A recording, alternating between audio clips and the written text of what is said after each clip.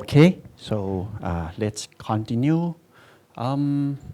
Just want to make sure, is it still recorded? Okay, it's still recorded. Okay, so welcome back. So we will continue our workshop on Gen AI. Okay, so the next part is about the prompt engineering. So we will talk about some how to do the good prompt, okay, with some exercise.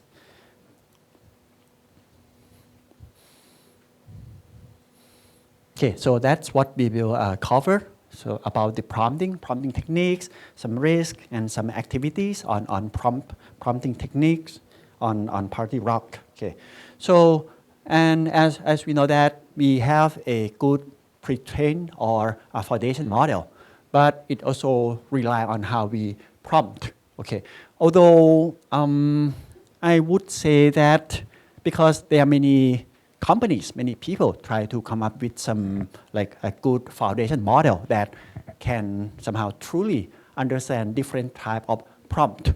So, which means the model keep update. The model keep getting smarter and smarter and smarter, right? Which means what we cover today in the future, maybe we need to change, right?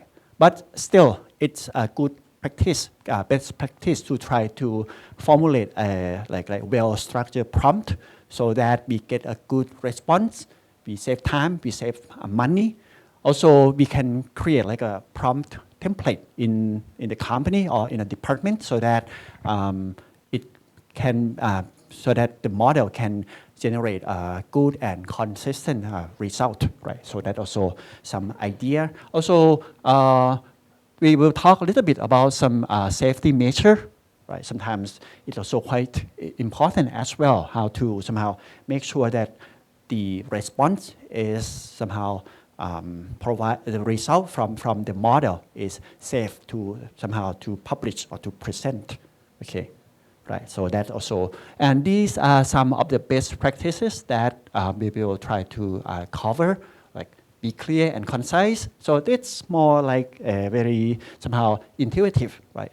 So sometimes you can say that you can treat the foundation model like some junior employee, where you need to be quite clear and specific on what you want them to do. Right, so that also some basic analogy with the prompting.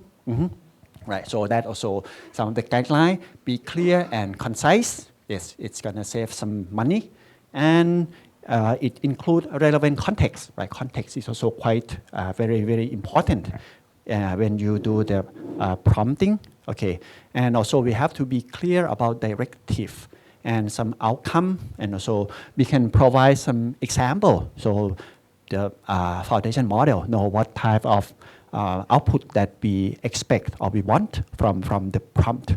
Or we can use some tags to give more context about the prompt so that the model know what type of information that they expect from us. Okay, that's also something. Okay, and of course, sometimes you can say that it is the art. Okay, so which means there is no somehow very straightforward way to formulate a prompt. It could be some art where we need to prompt and refine, right? Reiterate maybe a couple of times before we get the response that we want, right? That also I think quite typical if you try different LLM like ChatGPT or whatever, okay? And so the key aspect, right, that we will cover, right, some prompt structure, some elements that we will cover, some techniques that give so that the model can give very precise and like accurate response, and some risk, okay, some consideration that we need to somehow avoid when we use prompting. Okay, so that's some key takeaway that we cover, right? Some best practices, prompt engineering.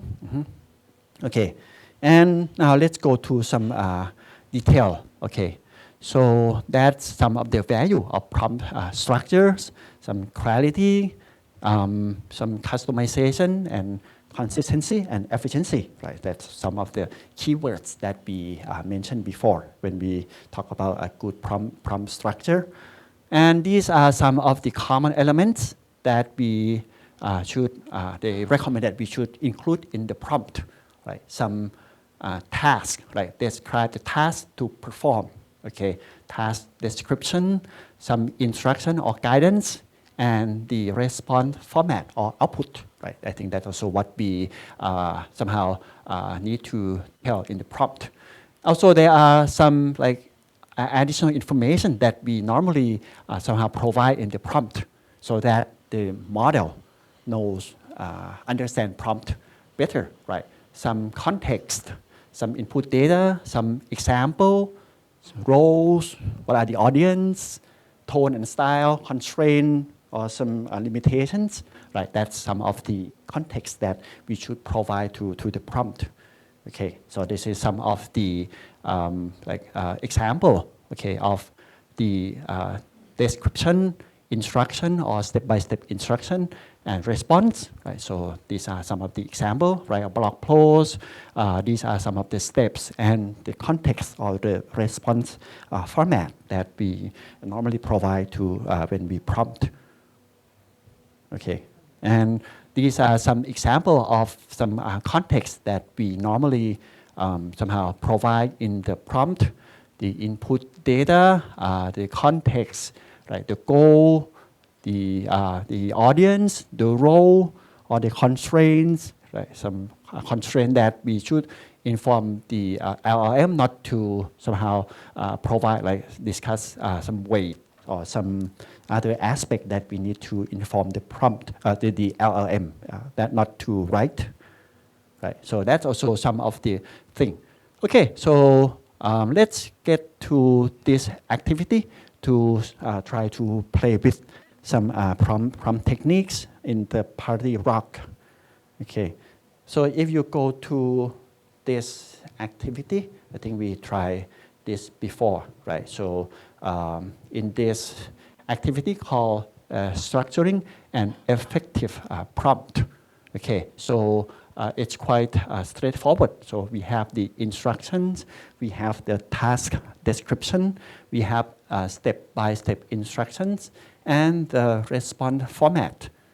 Okay, so you can copy and paste on this prompt box and then wait for the result. Of course, if you go in more detail, right? So it also has the example of the context that you can add to the prompt, right? For example, you have the first context is about the goal of the blog post. The second context is about, it's more like a limitation, right? To discourage the use of plant-based diets. Or option 3, or even the role and audience, the constraints. Okay, that's some of the things that you can try to play with. And of course, once you copy and paste, right, and then you run, you can see that the output,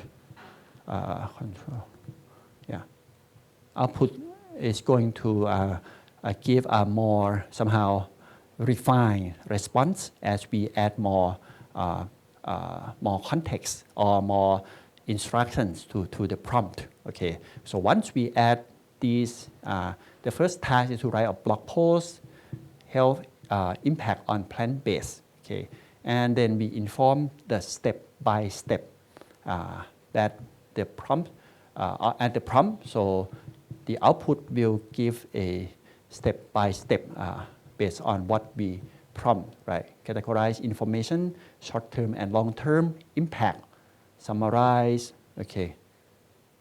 Yeah, short-term and long-term impact. So I think you can try to play with this to see how these description and additional instruction can help refine the response from different the LLM model, the Claude, the Amazon Nova.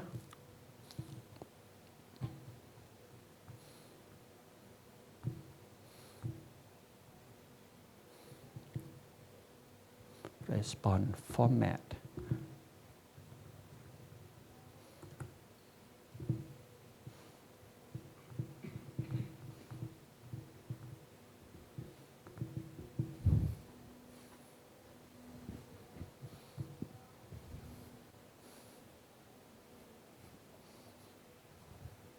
Anyone having problem accessing Party Rock? How can I access it? Okay. Okay. So, yeah. If you can click this link on the slide. Click this link, Party Rock. Okay. Or yeah, from the slide. Or you can type Party Rock AWS. It will ask you to authenticate. You can use your Google account or Apple ID or Amazon. Okay, and once you access this page, so you can go to GAIF activities. I think this one. Okay, sorry, not this one. The applying, right, structuring and effective prompt. Okay, that's the first, yeah, step-by-step instruction.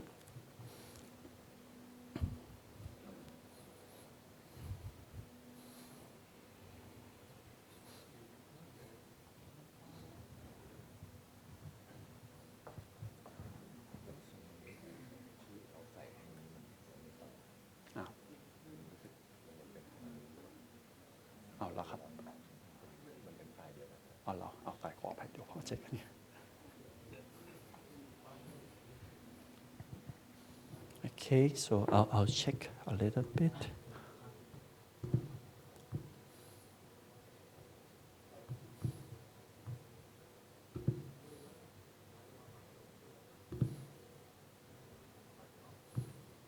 Oh, okay, maybe I made a mistake, so I will update the link a little bit.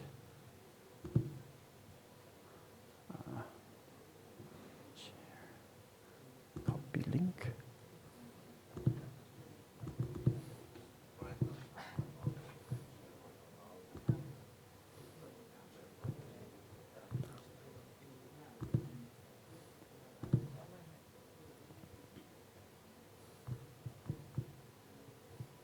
Okay, that's strange. I think I already update.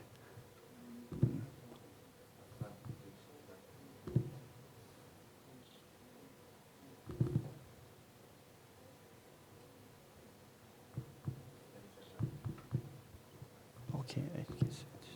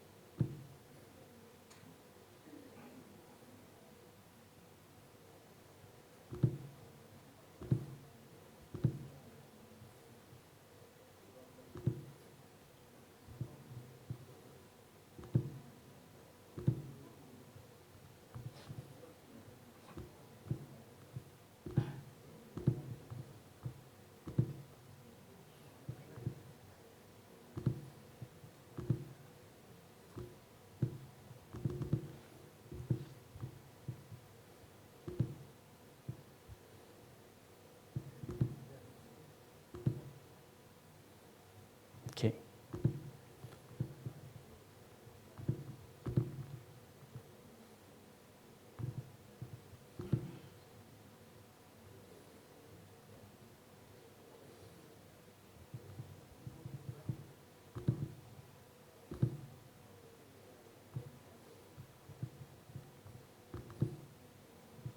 Okay, so I have updated the slide, so you should have access to the updated slide. Yeah, sorry for somehow the error.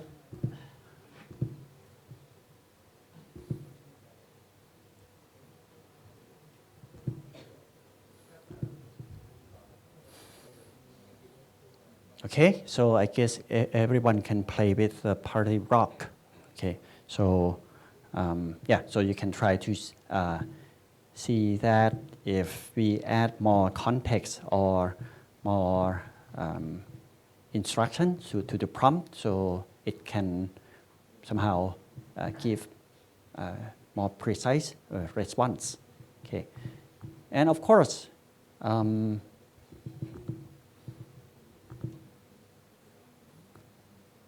right. So the thing is, they recommend that to, for example, in this recipe. So if you just put everything, mix it up, yeah, put everything in the prompt box, it's also not that easy for the LLM to somehow follow through. So this is one recommendation that they to formulate a prompt. We start from, this is for the ingredient, we start from the context, what are the available ingredient. Then from that, they provide a step-by-step instruction on how to do the recipe. So that's also some of the recommendation. Start from the context and then followed by the step-by-step task description. Okay, that's also something that you can play with. Okay. But so that's also some of the guideline, right? To create a prompt, right? Follow a logical flow. Provide the context first, right? So in the recipe, provide the ingredient first, and then describe the task near the end. Okay, use consistent format. Of course, you can use the tags in your prompt so that maybe if you want to reuse some of the keywords, then you can refer to the tag as well. Okay. For example, this is how you can use the tag to be more precise about what are the function of each statement, right? With the tone, the context, and even though this is for the party rock, but if you try on ChatGPT, you can somehow tell them to tell ChatGPT to provide a tag structure. You can also try that as well. Okay, so with the tag structure, so you can create a somehow more structure, we call a prompt template to somehow, so that this template you put into the LLM, right? So the output will be more consistent.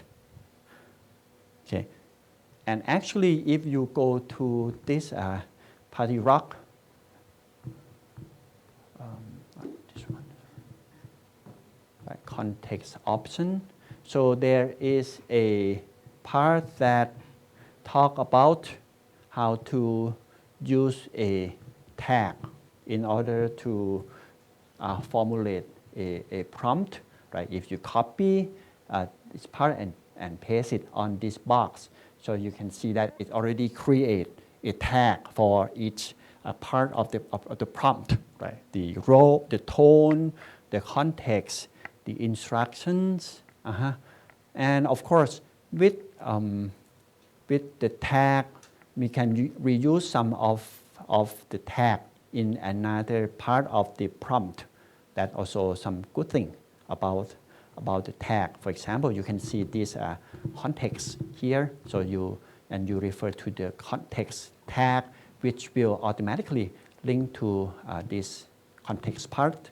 Okay, that's also another recommendation to use a tag so that to make the prompt in a more structure and give a better response. Has anyone tried this before? No, never. Oh, okay. Yeah, that's also one way you can try to create what we call a prompt structure. Okay. So once you put this, then you can run it. Okay, so it will generate some response.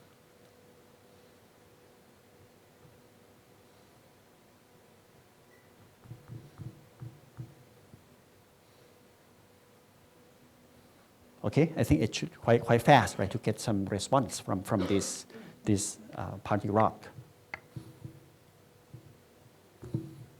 Okay, so that's the what we cover about the prompt structure, the elements that we need to include in the prompt so that the LLM can fully understand what we want from the prompt, right? So it can lead to some prompt template, okay, that we can reuse it, okay.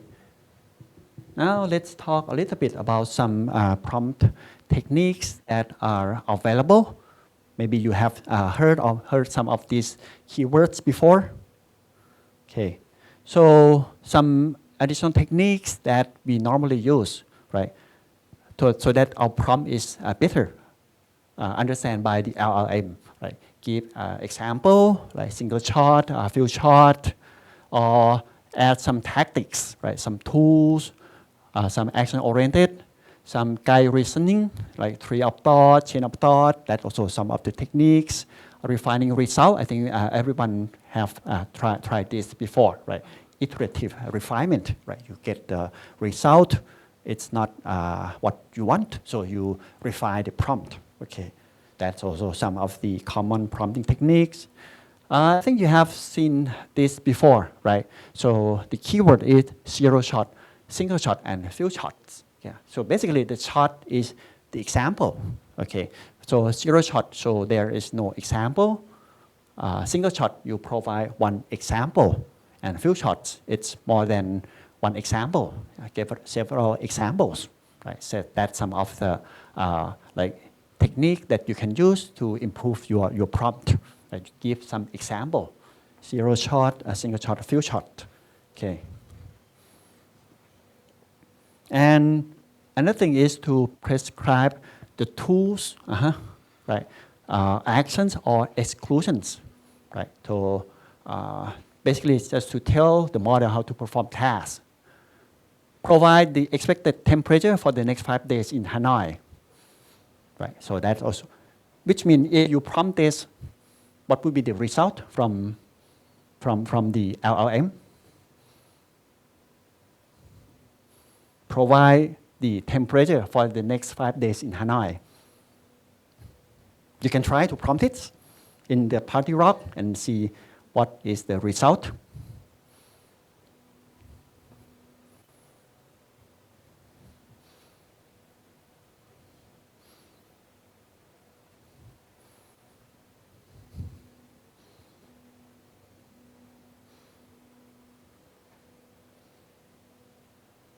What's the result?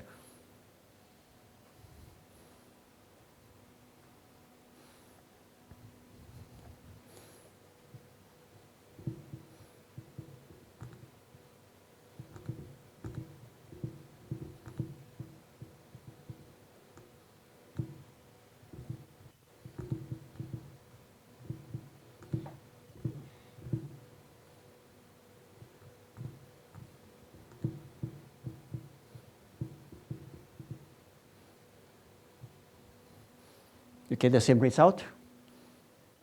Yeah, so the thing is, this one, it cannot get the result. Right? Normally, in that case, the LLM need to connect with some weather API from Hanoi, right, to get the result. But somehow for this one, it doesn't have that type of information to have some way to connect to the weather API, right? So that's why it somehow shows the error, right? So that in that case, somehow it cannot generate the answer from this prompt. Mm-hmm. Right. So that's some of the techniques. Use some tool-based or action-oriented prompting. Write 200-word blog post on negative prompting. Do not include following information. Right? That's some of the tools or actions that you can consider. Okay. Another thing that quite good thing, right, is what we call a chain of thought. Okay, so it's like provide a somehow step, okay, to do something. Okay, so in this case, this is you prompt to provide a planning a 2-week trip where these are the following steps, right, step-by-step instruction. Okay, that's some of the technique that you can use, right? Chain of thought or tree of thoughts, where you have some options, some different options that the LLM should consider, right? So for this is a trip, and you have different like itineraries that you are supposed to consider. Okay, that's another like prompting technique that you can try as well. Right. So actually, for this prompting technique, so you can go to this link and try. Just a moment. Prompting technique. Okay, so this is the example of a zero shot or with a single shot, few shots, or have some tool, right? So that's what we mentioned, or even some actions, or the chain of thought, or tree of thought. Yeah, so that's also some of the example of the prompt technique that you can try to play with. Okay, so with this is for single zero shot. Okay, and you add some example.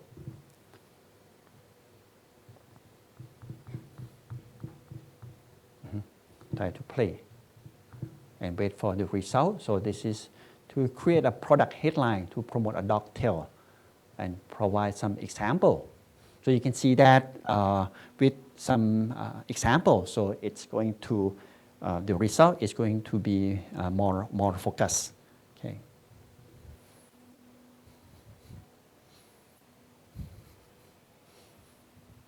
You can try and compare with ChatGPT. See how well each model can perform.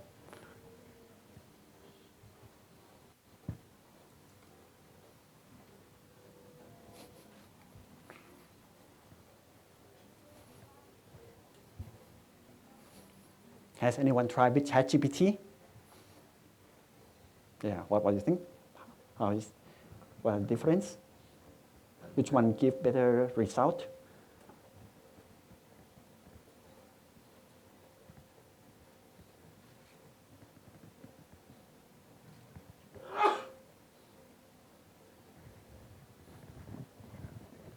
Check. Okay. Yeah, you can try with ChatGPT or other models. And you can see that for each model, the result may be not quite different.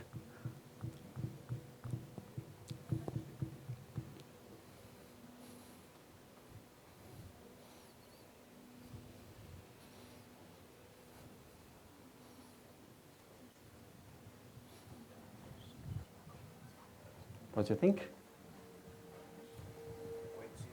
Similar. Okay. Yeah, maybe because we have a lot of like examples, a lot of direction. So the model seems to do get similar result. They may be using the same data set. For maybe not. Yeah. For ChatGPT, they from OpenAI, right? So they gather lots of data from the internet. For this one, Nova or Claude, that's from different like company. But yeah, I mean, if you can say that they got data from internet, so maybe, yeah, possibly. Although for the model architecture, even though they are based on transformer, right? Maybe their architecture might be slightly different. That's also some of the reason behind that difference.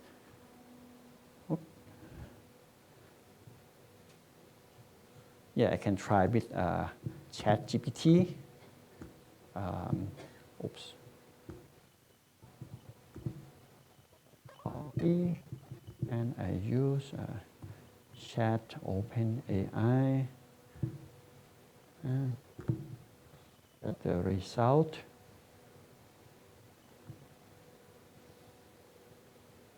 It asks more option.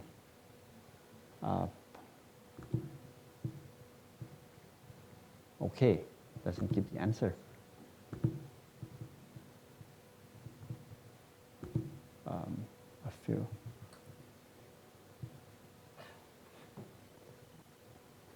Okay, maybe it's not.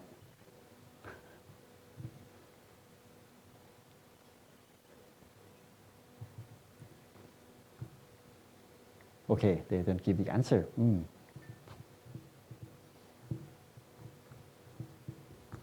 Yeah, you can try to play with all of this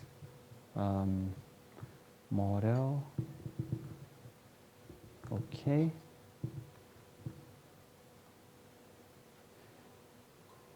Okay, now the next thing, this is to refine the results. Okay, this is, I think it is quite like common. We normally try to refine some result to give a better response.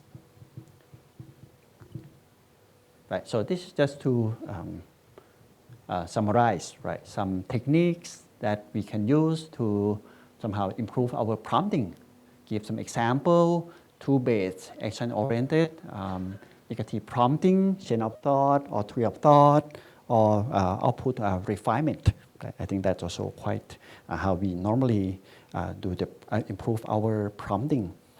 Any other techniques that you use other than this?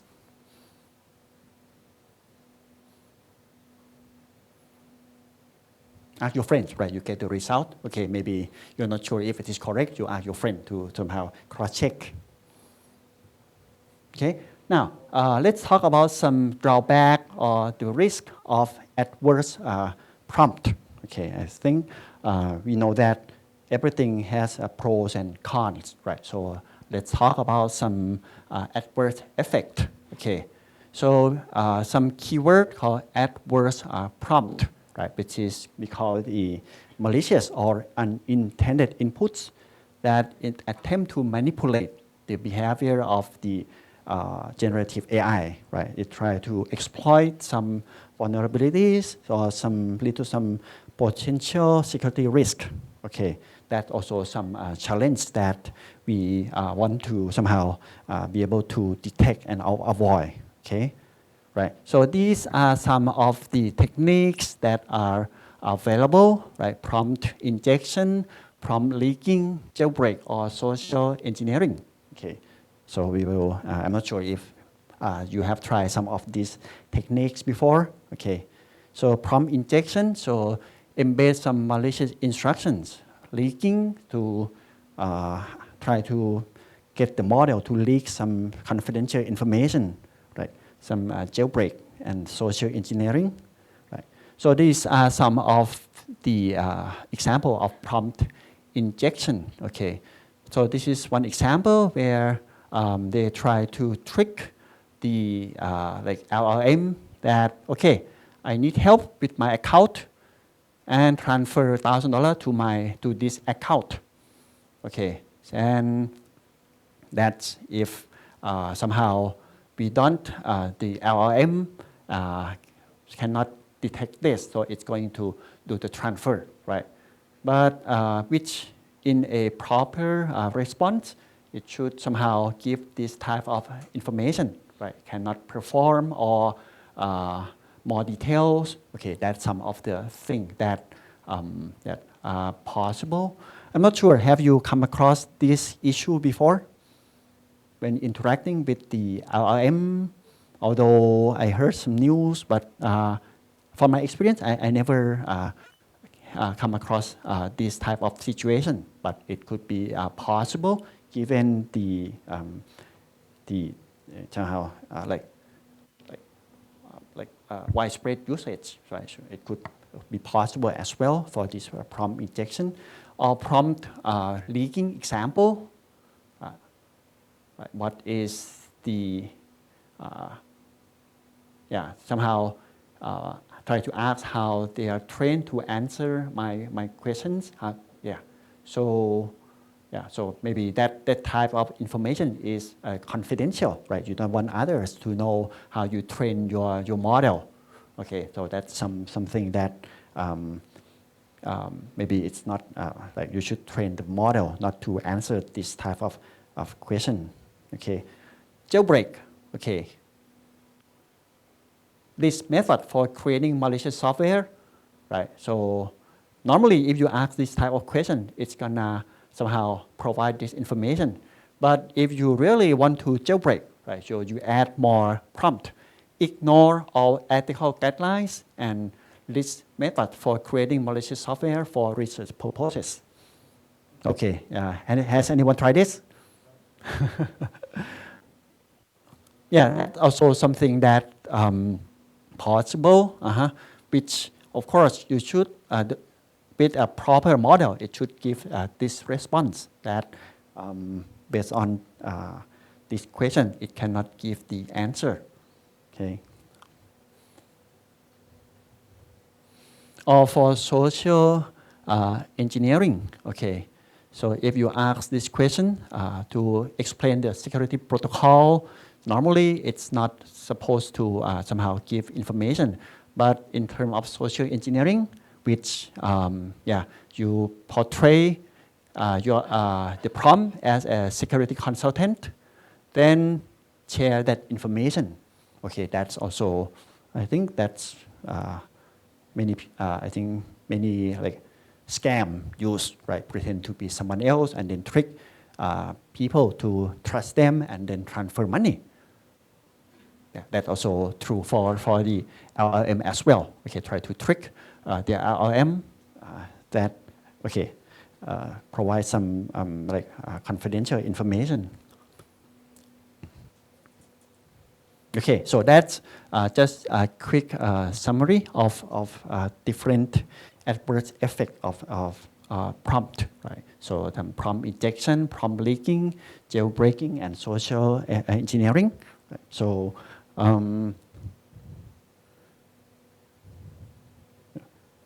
okay, that's all I want to cover for this part, right?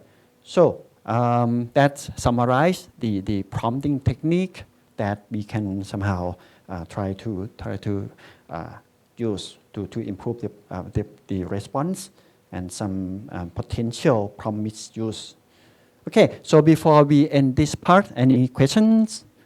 Have you tried to inject like some malicious prompt to ChatGPT or the one that you are playing right now? Well, you can try. Mm-hmm. Okay, so that's for the end of this module.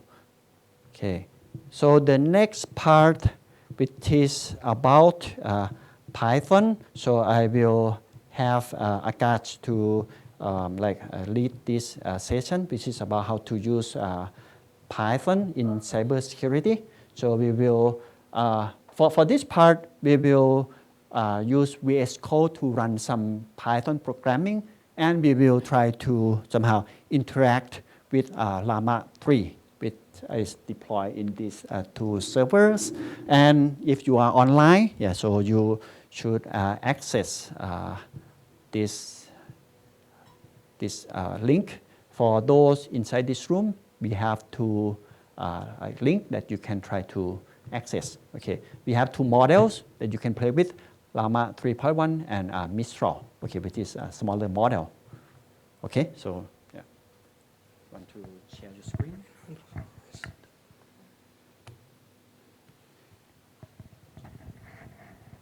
So please turn on your VS Code and try to. All the codes are in the Moodle, so you can download and try to play with.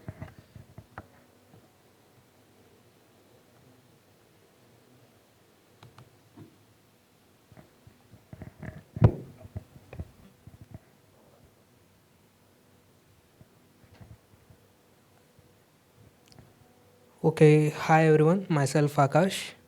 Let's dive into the Python basics for cybersecurity first. Let me check first. Everyone had Visual Studio Code ready, right? You have installed it, and you can from TL you can download the file. I think we wait for a moment. Some people are still trying to download the file. Yes, Professor.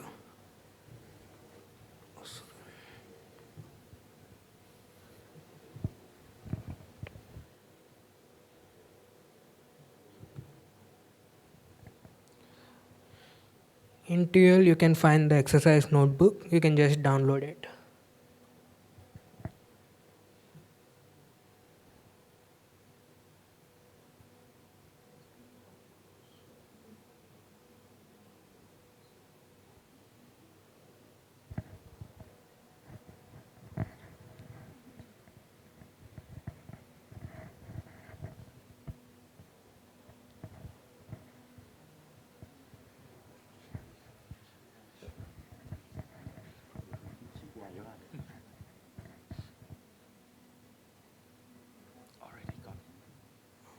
VS Code? Can I use another editor? Is it okay? It's up to you. Like, Okay. if you can access the file, you can just. Okay. Oh, you use Mac, so you don't use VS Code. Xcode? Okay, that's so fine.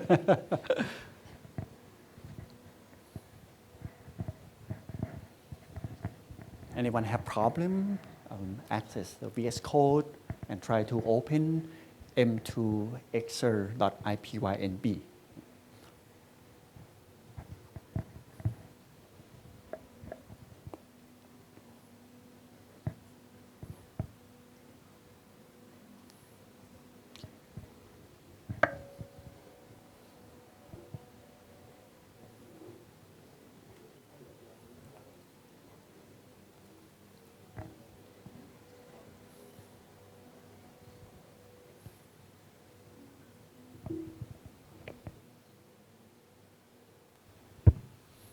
If you can launch this file, you can try to play with this notebook. So it covers some basic Python structure and some exercise to help you try to like write some Python code to complete some tasks. And then we will try to use the Llama 3 to help us. Okay, like let's start with this. First of all, how many of you are familiar with other programming languages other than Python, like C or C++?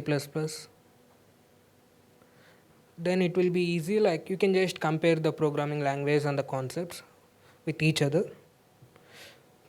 Coming to the first concept, like variables and data types. Variables are nothing but like a place where we can store the data or allocated data for a certain variable. Like as we know that data are multiple types, like the data can be in textual format or numerical format, or sometimes it will be in a symbols format. First of all, like in data types we have strings. Strings are like mix of all this, like you can have letters, symbols, numericals, and it doesn't have any particular structure. You can just sort them into a single data, then store it as a string. Coming to the integer, we can name it as int. Like only the numerical data will be stored in that variables, and those variables are int variables, which can only hold the numerical data. They can't hold the other kinds of data like textual or any other. Coming to the float, in numerical data it can only hold the point values. We can't have the overall value, we should have the point values for the float. And coming to the boolean, we have only two datas like yes or no, like a 1 or 0, true or false. It will be like easy format. Like as you can see here, like the logical values for boolean are like true or false. It may be in 1 or 0 format also. And regarding the list tuple, we will go in further. Let's go to the operators. In operators, we have multiple kinds of operators. The first is arithmetic operators. In arithmetic operators, like we will having the basic mathematical operations like addition, subtraction, division and all. As you can see, arithmetic operators covers all the addition, subtraction, multiplication, division and integer division, modulus and power. All these were under the arithmetic operators. Coming to the comparison operators, we'll cover equal, not equal, greater than, like comparing the conditions. If you have a condition like whether your login ID is same as your ID password or not, for that we'll use the equal. If you if you entered a password, whether your password is already been same as the set password or not. If it is not, it will be like not, it will not work. So we'll compare the input and the existed data. For that we'll use this comparison operators. Like as you can see, we have fixed like is secure, that password is been already fixed for secure 123. If we have an input like secure 123, it will be comparing with the already input password whether the our input is been it will be compared using this equal symbol. Coming to the logical operators, we have three logical operators: and, or, not. If we have a case where or both conditions are true, then we should use the and operator. Like if like login attempts are greater than 3 and is logged, you can see the two conditions: not is logged and login attempts greater than 3. If both are true, then the this statement will be printed out. If not, it will not be printing out. The same with or like if one of the things should be true at least. Coming to not, it's like negate, none of them are true. As you can see, not is logged. Like if this both conditions are passed, then the statement will be printed out, or else it won't. Coming to the assignment operators, like if you want to assign or update the variables for existing things, you can use these symbols like count equals to 1. But if you want to increase the value, like you can just count plus equals to 2. Now with the already defined 1, that and this 2 will be added and the final count will be 3. So you can use these assigned operators like this. Mostly we'll use this in functions. In membership operator, we'll have in, not in. Like if this IP address in suspicion IP, suspicion IPs are like a list. If we are checking the if this 192.168 this IP address is existing in the list or not. If it is not existed, it won't print. Identity operators are is and is not. Is like we defined like A equals to a set of 1, 2, 3 elements. Then we defined B equals to A. Then we are checking whether A is B or not. As per logic, it's true. So it will be printed as true or 1. The output will be in the format of true or a single digit integer 1. So it is like if it is not, the print will be false again. Let's start with the Python basic. First, we have a task: create variables for security scenario. You can just see this as a reference. First, like create variable for username, password, login attempts, and is logged. Hint, like you can use appropriate data types, which is which. Like for username, you can have an username in a string format or an integer format. How you want to define it's up to you. Just try it out and let me know.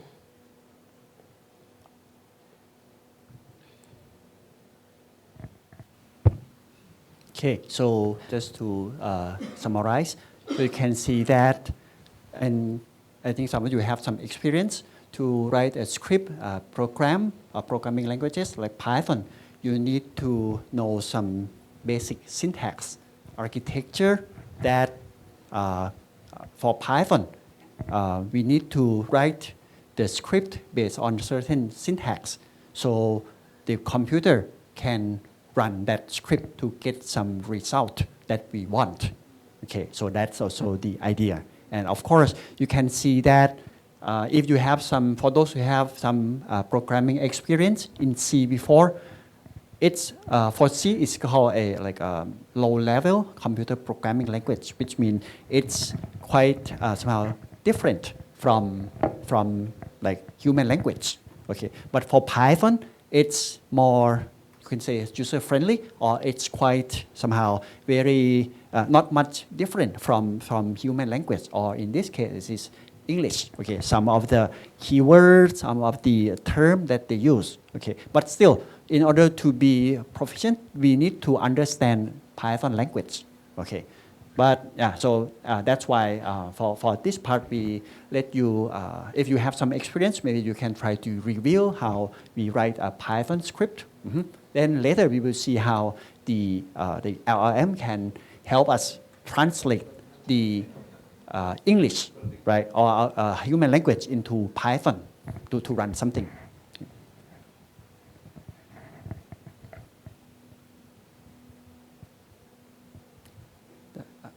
Can anyone have problem running this part? I think you should, once you click run, right, it will ask the Python engine or version to run this. Yeah. For this machine, I think I use 3.12, maybe. 1 second. Yeah, 3.12. Yeah, so if you click at top right, so it will show the engine that run this script. Anyone use 3.12? As you can see here, like we have covered all kind of variable types. Like first one is a string, second one is also a string. Like our username and passwords mostly we'll set up with the symbols and at the rate or like in the usernames. So mostly our username and password are considered as strings because we haven't a structure for Gmails or anywhere. The number should be there, alphabetical should be there, and a symbol should be there to make it a valid password. So in that case, our password will be considered as a string. And the beauty of the Python is like you don't need to have any like predefining, like as if like in C we'll be writing hashtag include store, all these things, even in Java and all. But for Python you can directly write the things. You don't need any predefining things or anything.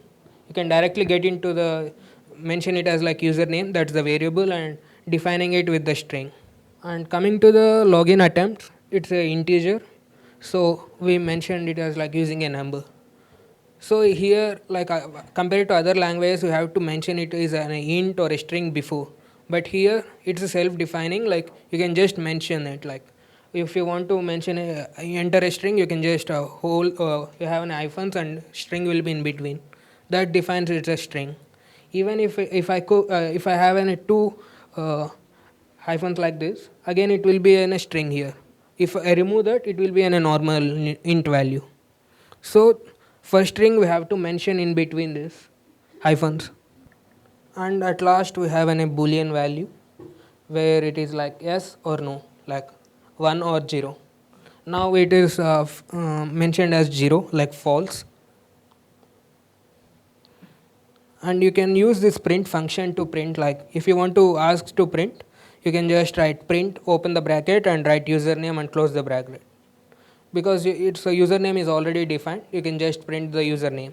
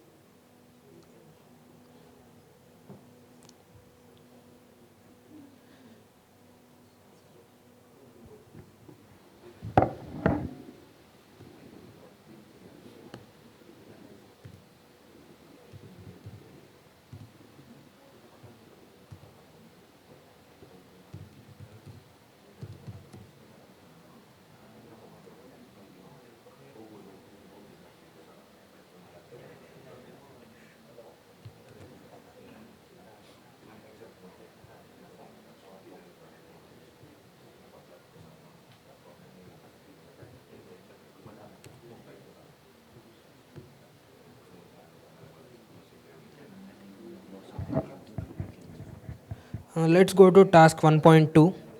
In task 1.2, our target is like using comparison operators. First one is like check if login attempt is greater than 3 or not.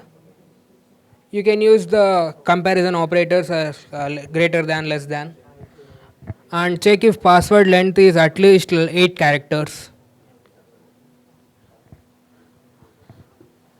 And we have few functions in Python which are already predefined, like length. Using this function, you can directly get the length of the character or a string. You don't need to write entire code to find the length of a.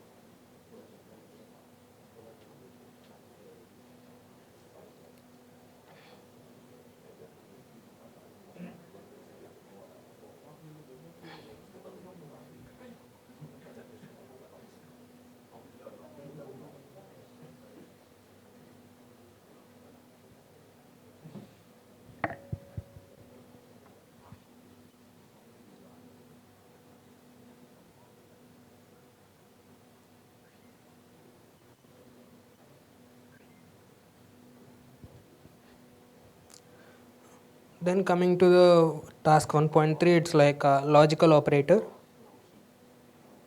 I have to use like a condition that checks if account should be logged or not.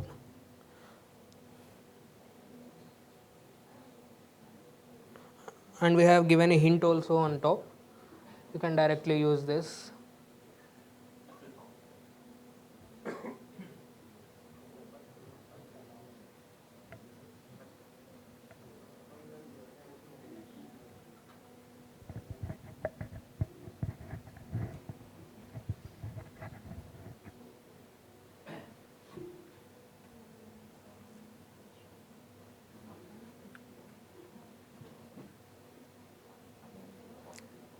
And your expected output gonna look like this.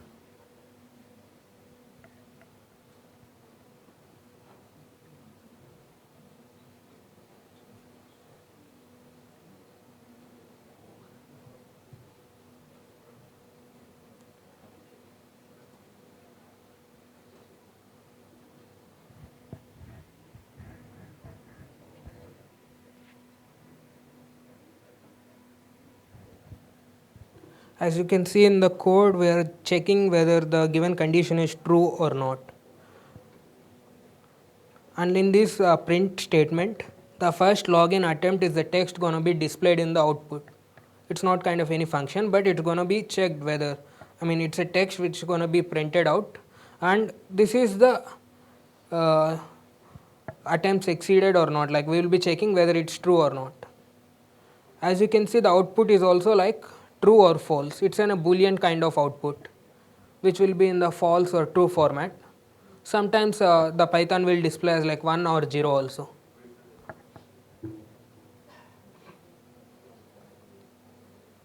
And coming to the task 3, we defined like should log as a variable with a condition is like login attempt greater than 3 and not is logged. We are comparing the login attempts greater than 3 and whether it is logged or not logged or not. Whether it's true, it will be presented as account should be logged, it should be true, but here it's not logged, it's a false. As we mentioned on above, we mentioned is logged equals to false. Automatically it will be like a false statement for us.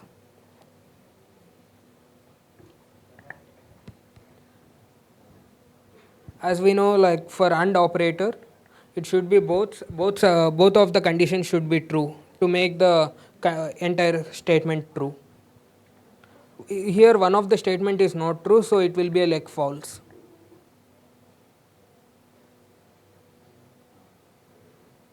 Did everyone completed this task?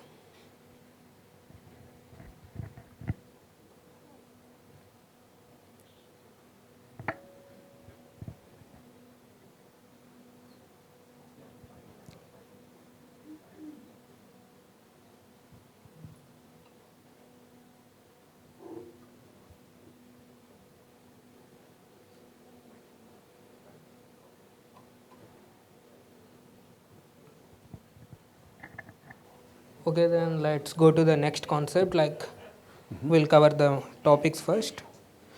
Exercise 2 is like data structures in Python particularly with the cybersecurity concepts. Particularly in the Python, we'll have a different kind of data structures, not like in other language data structures. If you know, in C we'll be defining stack or queues or like other kind of data structures, but coming to the Python, we'll be having list as a kind of a data structure where the values inside the list will be indexed with an order from 0 and they are not mutable, and they cannot contain duplicate elements. Sorry, they can contain duplicate elements, like tuple can't have the duplicate elements. And if you can see this, the suspicious IPs is a list for us now, and we have 3 elements inside it. Each one will be indexed with an integer like 0, 1 and 2. When you want to retrieve one of the elements, we have to call it with the index number. Like as you can see, print suspicious IPs of 0. Can you tell like which IP will be printed out from the list? Yeah, like as we know, the indexing will be starting from the 0. So the list will be having only 0, 1, 2, 3. If you want to add new element into this, we have to use the function called append. Append, you can use it as adding the new element to the list. After appending it, it won't get it won't get in between the order of the elements. It will be directly moving to the last. Like it will be assigning to the number 3 here. Like if you know like 0, 1, 2, the new appended IP address will be having index number 3. And to remove, you have to use the function called dot remove. Like suspicious IPs dot remove and the IP address you have to mention. Then you can just remove it. And automatically the next IP address will take the removed IP address index number and it will be in the order. Coming to tuple, it's also indexed, it will be in order and it was not immutable and can contain duplicate elements. And we can have like fixed groups of data like server configuration, like server name, IP, port numbers. As you can see, this server info here, like server name, later IP address, port number, and whether it is active or deactive. Like coming to the dictionary, it's a key value pair system here. Keys must be unique and values can be any type. Like sorting and accessing data by a unique key will be like for holding profiles or kind of log data. Dictionaries will help us in that cases. As you can see, for example, we have user profile. In user profile, we have 3 roles like username, role, latest login in that. And for advantage in the dictionary, like you don't need to define, follow a certain kind of data order, data type. We should not be only the numerical data or textual data. You can have multiple, you can have boolean or you can have textual data, you can have strings, ints. So, but it should all be in a single dictionary. It's like a profile holding all the details of your personal data. It all will be considered as a single dictionary named as a user profile. If you want to call a particular thing in the dictionary, you have to use the key name. With the key name, you will get the value out. Like if you want to print the user profile username, you have to use this structure, like for accessing the value of that username. By printing this, you will be getting the username like John Doe. If you want to change, like you have to directly use this statement, like updating the value or changing the value of the key pair. You have to call the user profile and particularly the key role, and you have to update it by naming different. As you can see here, from user we are making it to admin. Set is like an unordered collection of unique elements, and it is mutable and you can remove and add anything. As you can see here, for example, like open ports, we have 4 different port numbers here in the set. If you want to add, you can use the function called dot add, set name dot add, and you can insert a new port number inside. And same like we have to remove anything, you can use the function called discard. And here we are using again an operator, checking whether 22 in open ports or not. Let's start with the exercise. Like you can create a list for task 2.1 and you can add a new IP address and remove a IP address. You can use the reference on the top and just try the task here.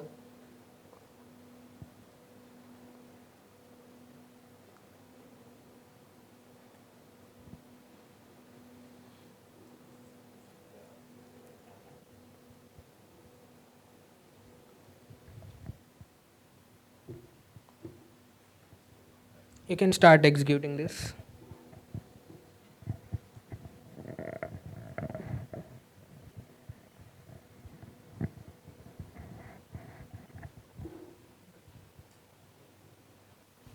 Okay, some quick question. So what's the meaning of this double quote?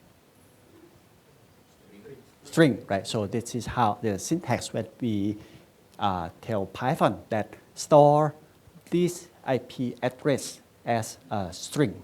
Okay, so that's some of the somehow keywords that if we write Python, right, that we need to be aware of.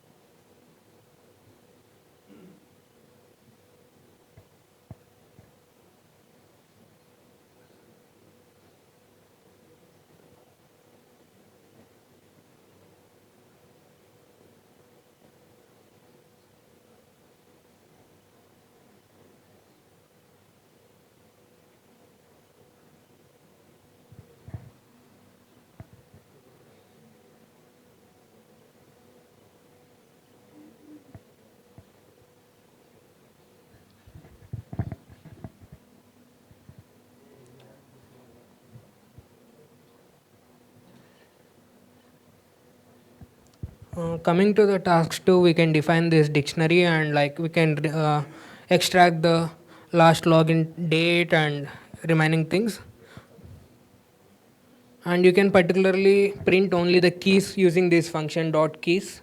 You will get all the key names like username, whatever we have defined in the thing, like as you can see, like username, role, department and clearance level. This all will be printed using these dot keys.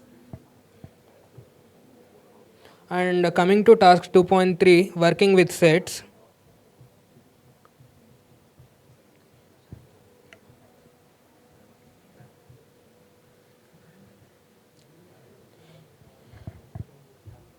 You can see this particular line of code where like we have defined allowed ports and active ports.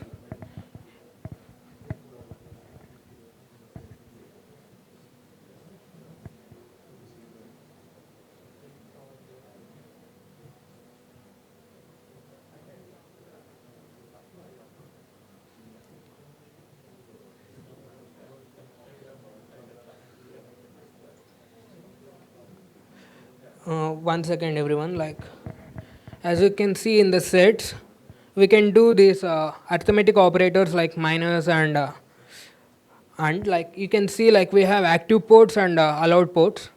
If we from the active ports we are removing the allowed ports. Can you understand like how we're gonna do that? Like we have similar port numbers in the allowed ports and active ports. If we remove the allowed ports from the active ports, the output will be only these two.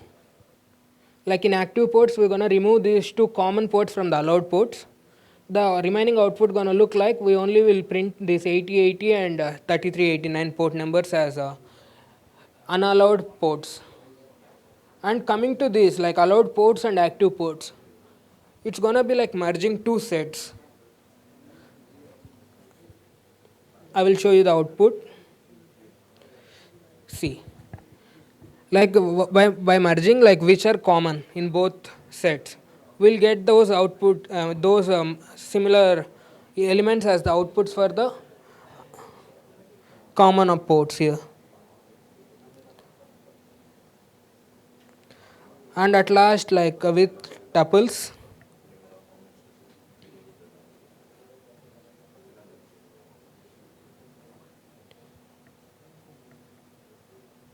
we are assigning this server name and server IP for the this tuple, server name is assigning for this tuple 0 and server IP for tuple 1, these two. And if you print like server name using this variable name, automatically we can print the list as we assigned already, like list 0 and list 1. We can be able to print, and this try and except we use in the functions particularly. We will come up with the further topics. Coming to functions, this part 3. Can you go back a little bit? Yes, Yeah, sir. for the set, for the set when you talk about minus sign, right? Yes, professor. So, quick question. So, how do we know that minus sign is to somehow remove the parts that are not common, right? For that minus sign. So, how do we know that?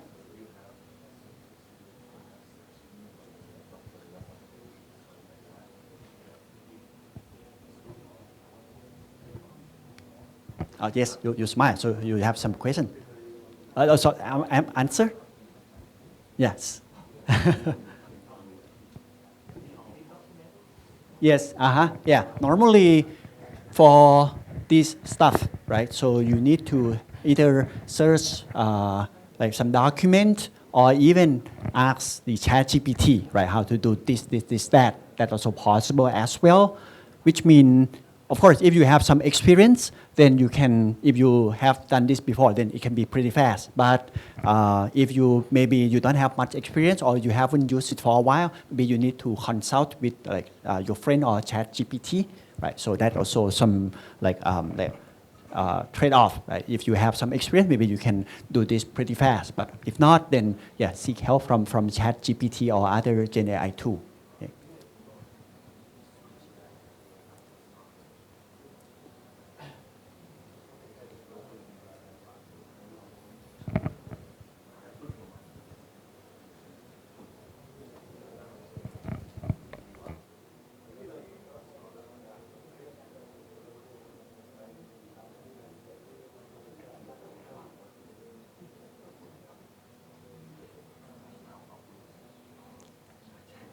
Can anyone tell whether we can change the elements inside a tuple or not? That's right, we can't change because it is not mutable. Once we define, we can't, even if we try to change, like here, like if you try to change the web server name to the new server, it automatically fails and we'll get an exception like error modifying tuple. As you can see here, it does not support item assignment. Then we can go to the functions part. Okay, just quick comment. Yeah, it seems because we have some how to say, because we have many things. So we will share the solution of this notebook so that maybe you can follow everything much faster. So if you go to the like Moodle, so we just share the solution of this so that maybe it is faster. Okay. Mm-hmm. In functions, like first we want to get those conditional statements. Like if you know in C also we have the if-else statement structure. Same with the Python also. We'll have if statement, if-else, then else-if. Then we have nested ifs, like same with the C also. Coming to the loops, similar to the C language, we'll have for loop, while loop.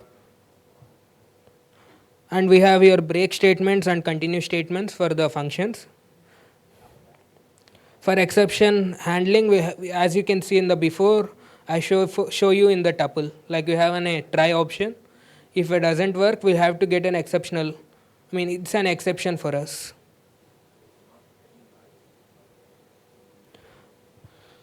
And you can see like except and else like kind of uses we can, and finally we can finish the functions. Coming to the function, like we have two types of functions, like user define and predefine. Mostly in Python, the function, like we have aggregate functions which are already predefined. You can directly use them, and fewer like user define. As per our requirements, we can define our own function and with a certain logic.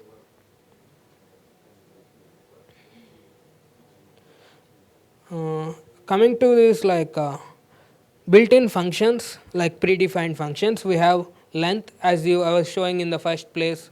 We have, if you ask the length and the variable name, we'll get the length of that characters inside the string. And print is also predefined. The sum, min and max, and the type of the variable. If we want to know the type of the variable, you can just type and variable name. You will get what kind of a variable is it, like is it a int or a boolean or anything. And range is particularly for like set of elements or set of tuples. You can just find how many, what is the range of that. And user defined functions, it will be defining by ourselves with a certain logic, whether if you can see like if the password is greater than or equals to 8, it will be as considered as a true, or else it will not be accessible. And we have lambda functions like typically for short operations. And as I mentioned, aggregate functions are like sum, min, max, length. These all are fall under aggregate functions.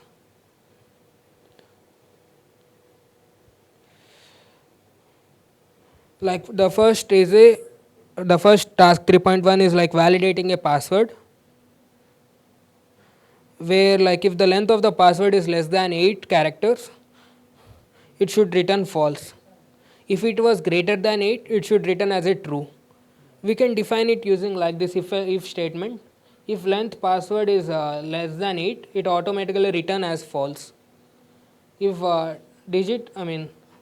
length is greater than that, and we have, if it is greater than 8, and we have to check other thing like whether it has a character or the digit or not. If has a digit, has letter, it will return digit and letters. And for testing the function, we have like passwords, multiple passwords in this test passwords, and like we'll use the for loop. It will for loop will help you to process each and every element at a time without entering each and every time the each password. It will be as in a loop, like automatically each and every password will be checked and validated using the predefined function, already defined function we have on top. Like validate password, that this every element will be inserted into this validate password and automatically it will be tested. And here like we are defining pwd is the password here, and it will be assigned to this list.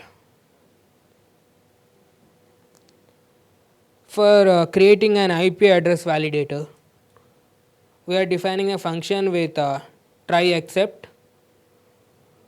Like first we will have a length checking, like whether it is not equals to 4 parts or not.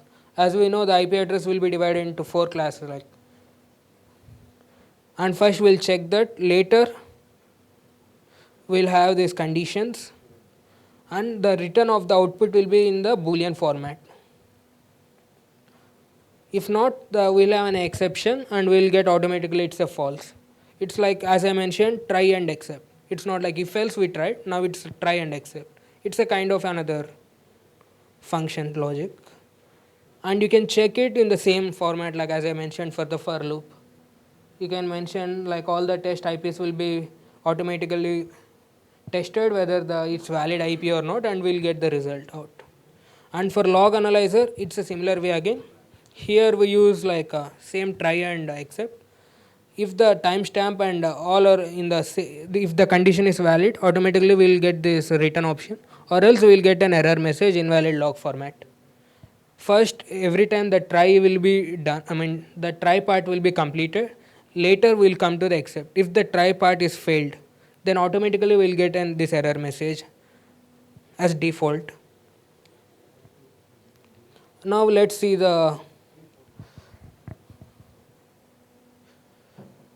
output. Like as you can see here, the log information is printing out, and the all the passwords are checking each after one after one. By using the for loop, the first password is checked, it's false. The second password is checked, valid or not, it's true. And then the third password again false. Fourth password again it's true. So by using this loop, we don't need to check each and every element separately. We can just keep it in a loop. I mean, it will be in a loop. Automatically all the elements in the list will be checked and we can get the output like this. Similarly with the IP validator, check all whether each one will be checking whether it's true or not. And similarly with the log information, it was true and it was printing it out. If it was not true, then we'll get an exception saying that error invalid log format. But here our data is correct, so we'll be printing out the information. And we'll have certain pre-installed, pre-existing packages in Python. Like we'll have NumPy. NumPy is nothing but numerical Python, and we'll have pandas. And we will also have some other packages like SciPy, scientific Python. And here for plotting the graphs, we have two kinds of packages. One is Matplot, another one is Plotly. For these sessions, we are going to use Plotly mostly. Just quick question. Anyone use NumPy before? No? Pandas? Okay, couple. What about plotting? Using Plotly? No? Plotly? No? Okay. Matplot?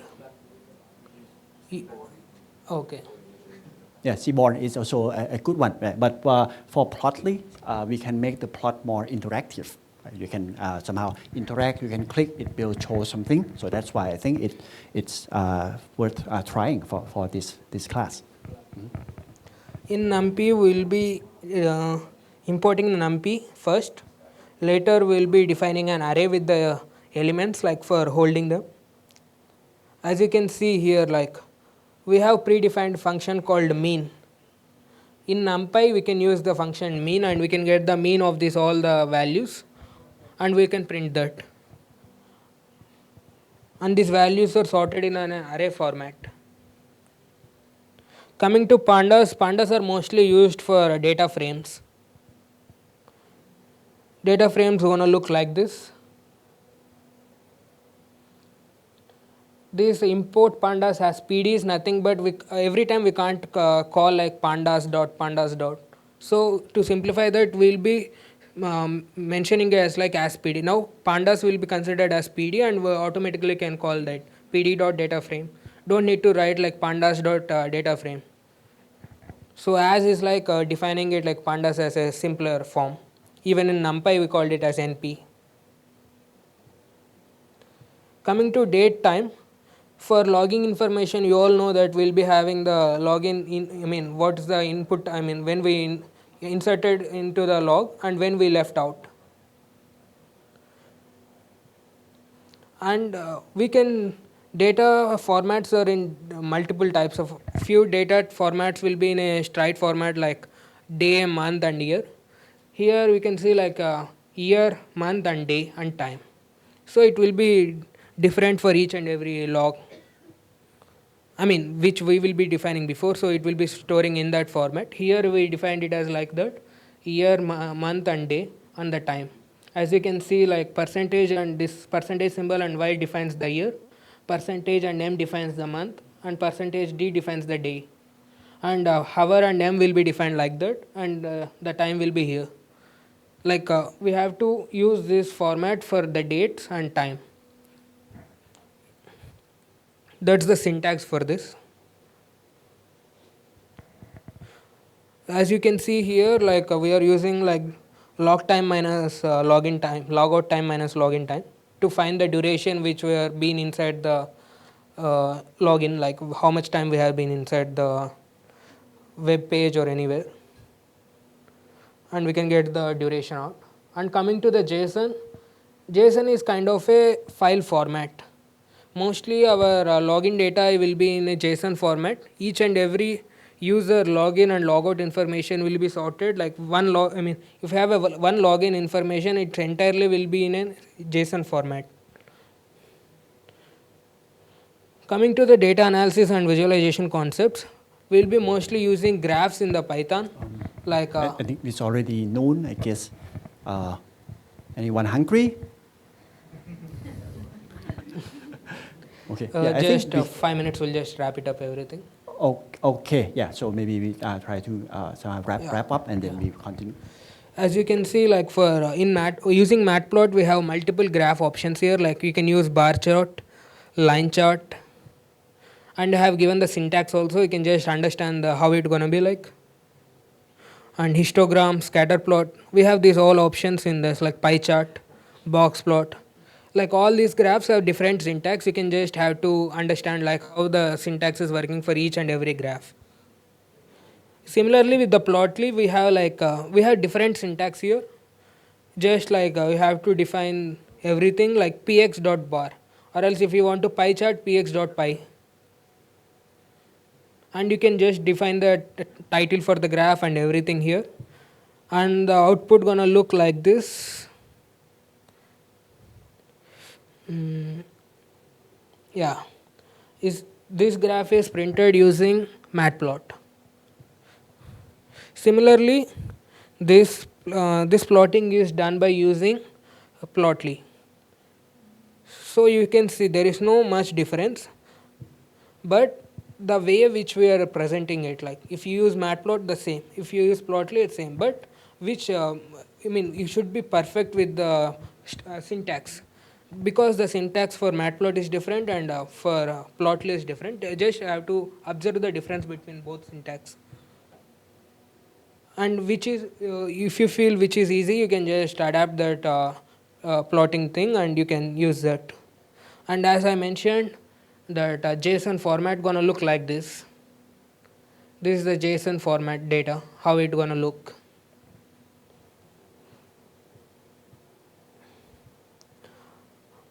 And like coming to Llama, like Llama 3 is like developed by Meta properly. Like they have previous versions like Llama 2 and all.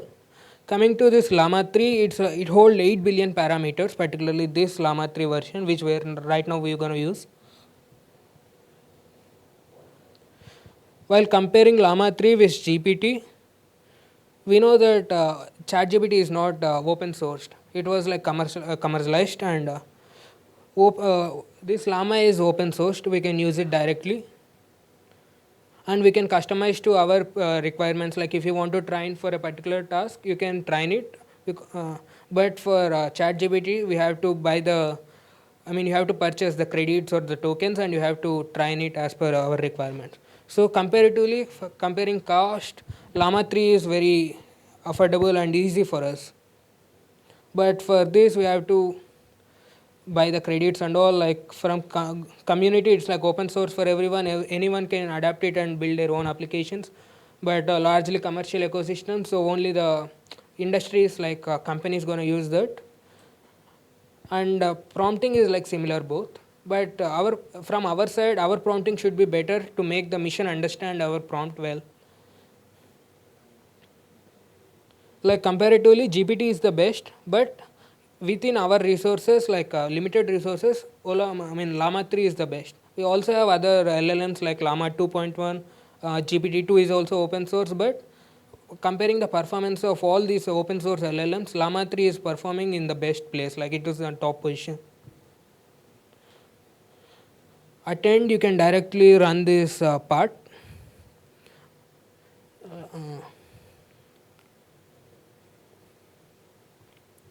Like in Llama, we have this called like temperature. It controls the randomness of the LLM. Like 0 is like deterministic, 1.0 is creative. Like the range is 0 to 1. We are using the temperature 0.3, which is perfect for extracting the output for us. If you use 0.1, the output, like the conversation with the Llama, will looks like a very unmatured or immature thing.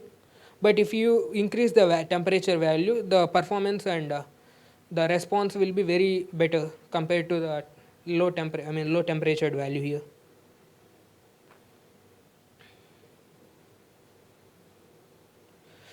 Like here, like we're gonna call this package called Ollama.